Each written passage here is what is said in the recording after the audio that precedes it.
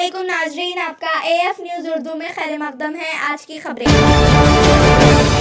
World photographer day के मौके पर कलेक्टर ऑफिस संगारेड्डी में भोपाल रेड्डी प्रोटेम चेयरमैन कानून साज काउंसिल ने फोटो एग्जीबिशन का इफ्तिताह किया। इस मौके पर जिले कलेक्टर एम हनुमत राव, जिले एसपी रमना कुमार, साबिक रुकन असेंबली संगारेड्डी चिंता प्रभाकर, चेयरमैन बल्दिया विजय लक्ष्मी के हमरा भोपाल रेड्डी प्रोटेम चेयरमैन कानून साज काउंसिल ने फोटोग्राफर्स को मुबारकबाद देते हुए शॉल पोशी की और मेमोरेंडम पेश किया।